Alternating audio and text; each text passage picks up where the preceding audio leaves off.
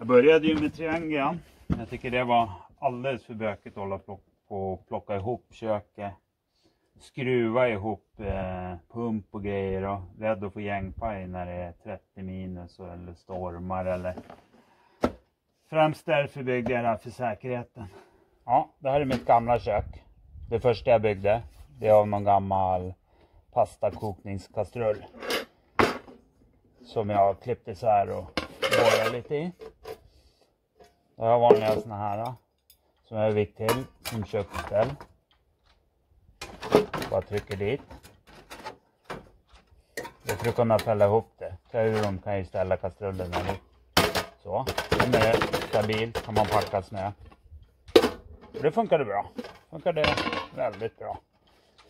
Och det här ser till att värmen åker lite på sidan av kastrullen.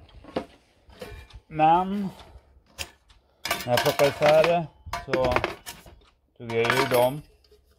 Ställde ner kastrullen och spände på det. Och jag tycker att det varit en alldeles för rejäl pjäs. Alldeles för stort. Och då vill jag bygga om det. Och även göra det lite mer effektivare. Det blev det här köket då. Och det här är väldigt mycket mindre. Det är ju bara höjden skiljer 6-7 cm på när det är ihoppackat. För jag vill att det skulle gå att packa ihop så mycket som möjligt. Och för att lyckas med det. Så här har jag ett litet utrymme. Kastrullen har ju värmeväxlare. Så det utrymme använder jag till att lägga trapp och tändstrål. Tändstrål har jag ju bundit fast så det inte ska tappas bort. Och skillnaden här är att jag kan ställa kastrullen över köksställningen. Den gamla när jag packade upp det var ju i. Så det vann jag jättemycket höjd på. Och för att lösa det så har jag de här hållarna till kastrullen är uppvikta så att den går in på insidan. Så man ställer kastrullen så. Superstabilt. Här kan jag verkligen packa hårt snö. Så det funkar jättebra och kastrullen kan inte glida av på något sätt. Så har jag gjort den här och kakformar. Sockerkaksformar. Jag köpte loppisar bara. Det här är ju en kakform. Här är en till. Så har jag ju bockat lite. Nita ihop. Och då har jag fått ett vindskydd som ska leda värmen runt kastrullen. Den har ett hål och också sitter fast i sidled. De här griper tag på insidan. Det är därför det blir så enkelt att packa ihop. Ta så liten plats. Och den ställer jag där i helt enkelt. Och den vilar ju på den här. Och så har jag ju värmeväxlaren här. Så ser den delen ut. Det är ju 2 kakformar. En kakform där. En kakform där. Ihopnitade. Så jag har tagit hål så att jag får plats med brännan. Och justeringen för att justera lågan sticker ut här. Drar jag bara ut så där. Kan jag justera. När jag packar upp det. Viker jag in den. Och då går den här över kastrullen. Över ledningen. Så där är jag supernöjd med. Ben med den. Ben med den. Locket. Ta ut tändståltrapp. Så. Pumpa upp tryck. Öppna ventil. Snäppa upp den. Ta den där va.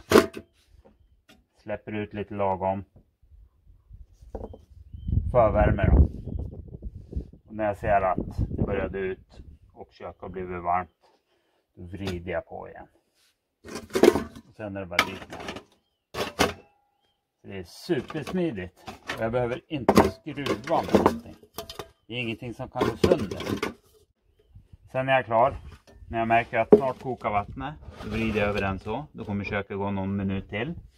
Och trycket kommer försvinna i flaskan. Nu slipper jag ha trycksatt kök i väskan i pulkan. Och sen när det väl dör, så stänger jag den, stänger den. Viker in den igen bara. Och så dit med locket för att skydda pumpen. In med den. Dit med kastrull. Dit med värmeväxlare. Dit med dem. Så.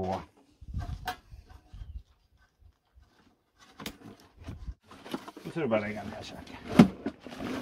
Och den ställer jag då på bränsleflaskorna som ligger i botten. Så jag har extra bränsle med mig. Så det här blir superstabilt. Här kan jag verkligen packa med spaden och packa i snö. Och handtaget hittar ut där. Så när jag bränner på med det här, så går ju värmen genom värmeväxlaren, värmebotten. Och så går den ut i de här hålen. Vidare i den här. Och den här är ju lite konad så. Tanken med det är att luften ska bli lite turbulent och inte lämna den här så himla fort. Så då värms ju hela sidan på kastrullen. Och just när man smälter snö så är det ju bra om snön kan... Om kastrullen blir varm här så åker ju snön fortare ner mot botten och värms här. Så det är, nej, sjukt effektivt hur det blir. Och det här är också någon sockerkaksform. Lägger jag på bara. Här kan jag värma strumpor, torka kläder, strumpor, vantar. Så jag även med mig i min köksväska.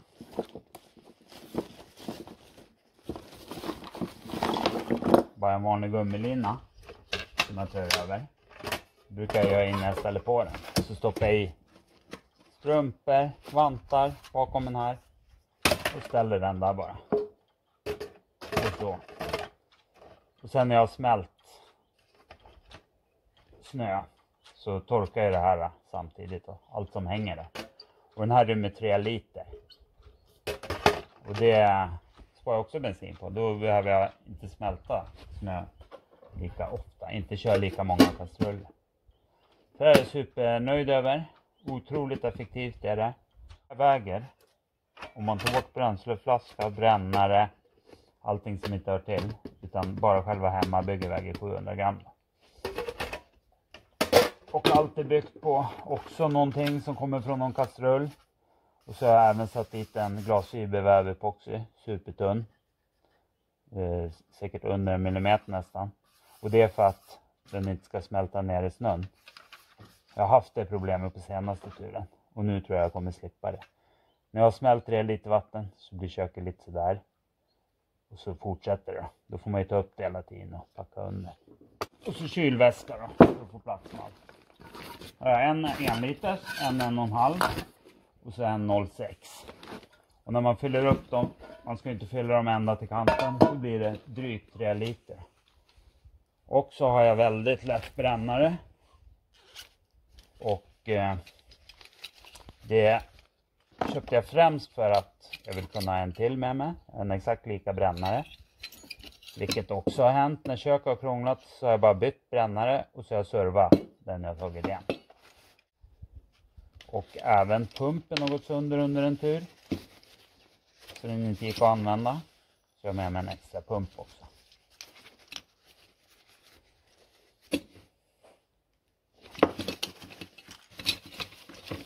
Så extra pump, extra brännare. Och så en påse med lite verktyg. Svettstång. Liten.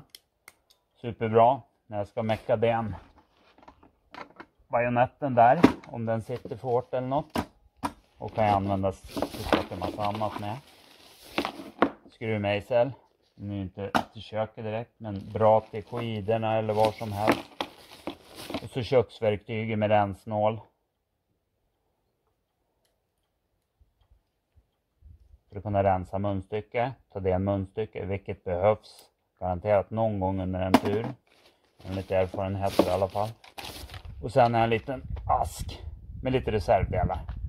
Tops för att kunna göra rent. Lite o-ringar. fett till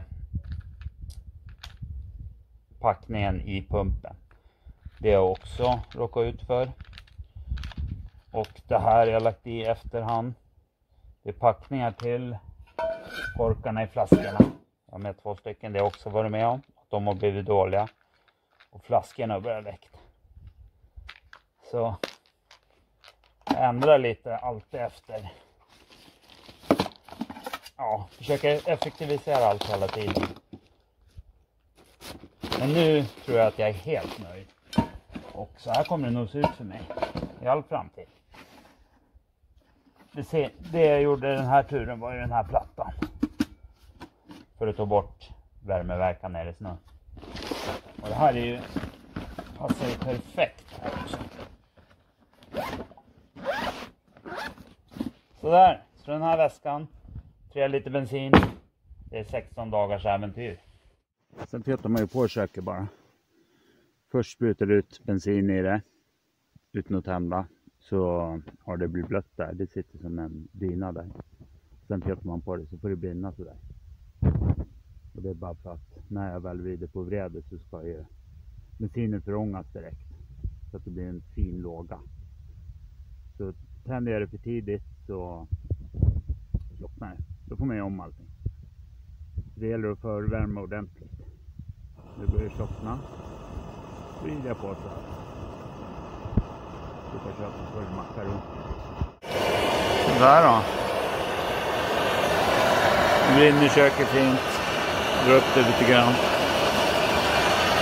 Rumporna på. Det blir riktigt varmt. Och så dit med ner.